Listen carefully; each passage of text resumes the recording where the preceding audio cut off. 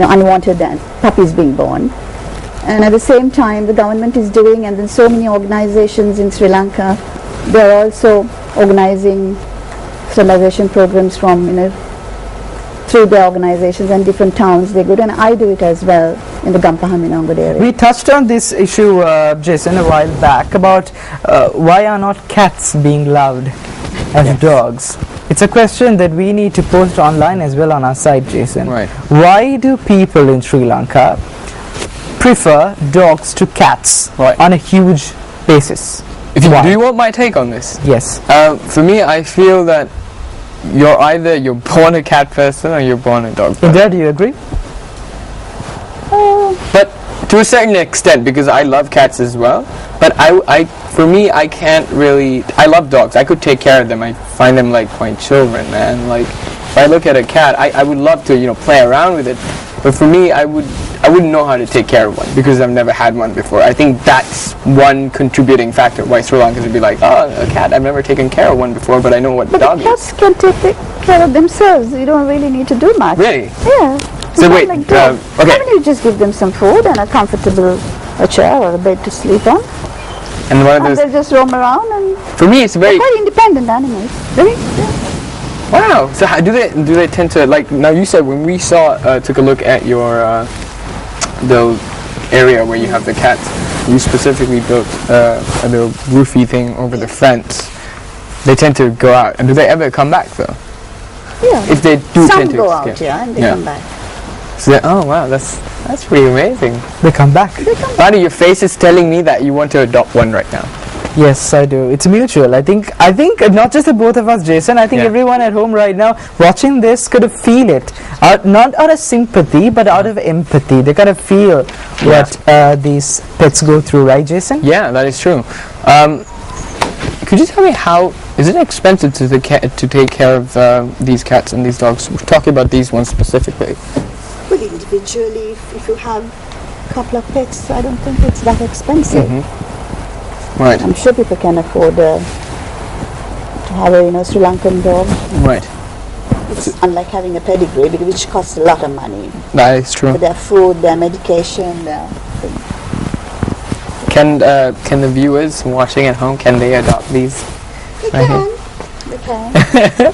I'll be very pleased if you hear that, viewers. Does anyone see this guy? Do you hear that? Please adopt me. I'm cute.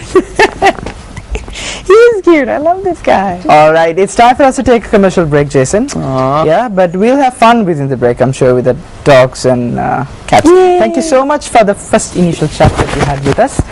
We'll be right back. Join us on our Facebook page as well. It's www.facebook.com/Good Morning Sri Lanka. Press a like and keep sharing our videos and stand a chance in winning MTV merchandise. We'll be back.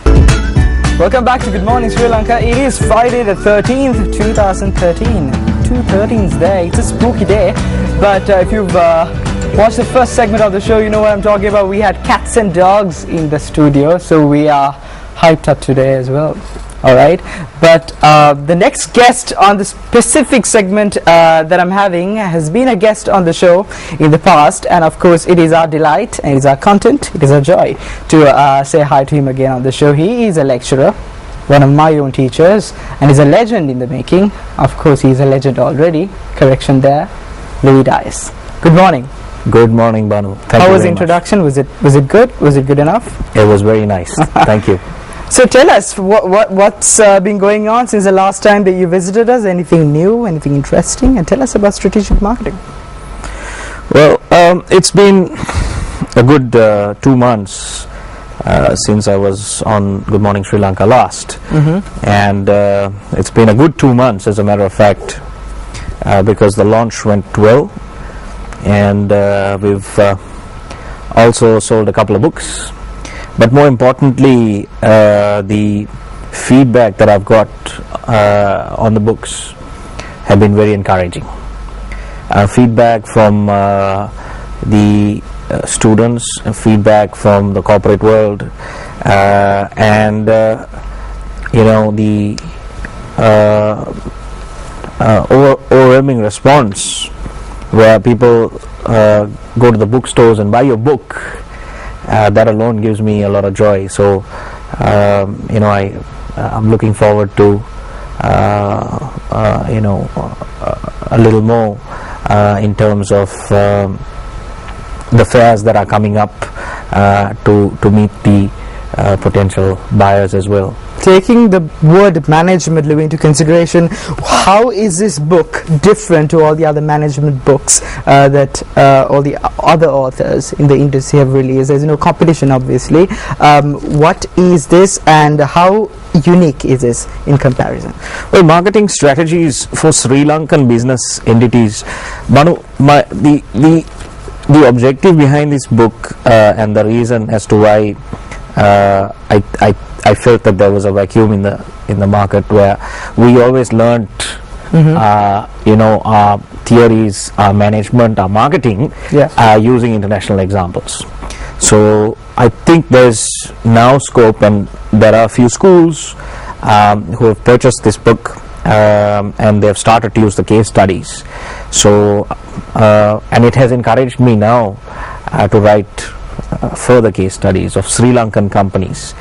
I've got a response from some schools in Maldives as well, which is very, very encouraging, because we have lots of good companies in Sri Lanka that are willing to give their success stories so that it will be documented, so that the students or the next generation would learn management using Sri Lankan companies, and will be able to understand it a little better as opposed to... Could we potentially see Sri Lankan companies in the context of case studies when it comes to professional United Kingdom exams?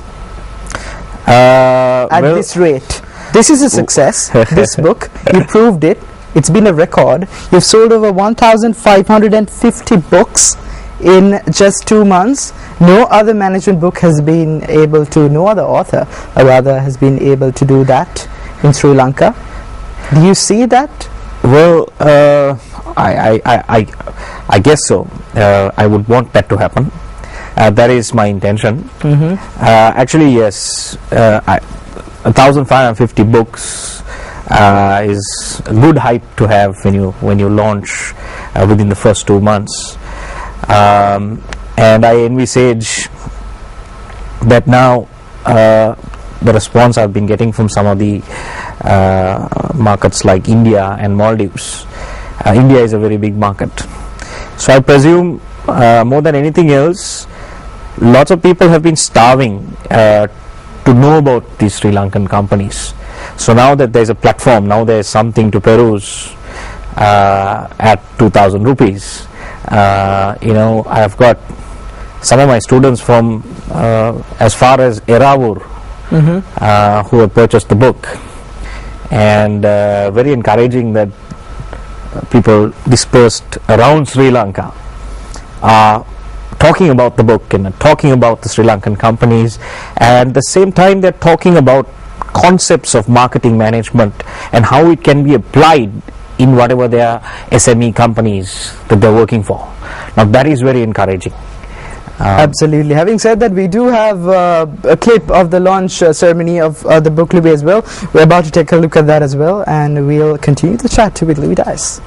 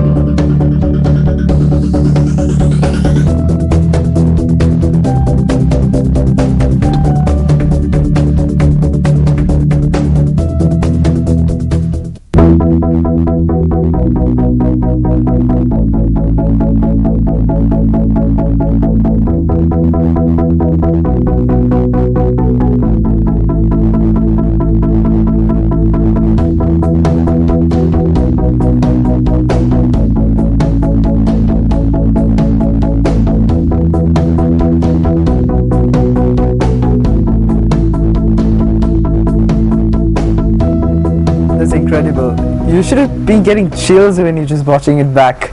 Absolutely. Music, of course. Absolutely. Tell us about the experience so far. I mean, you've had a lot of success at this.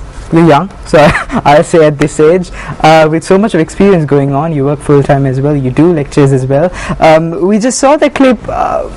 Tell us something interesting and unique that happened throughout the process. So much effort, so much of hard work go into it. It's 200-page book there is.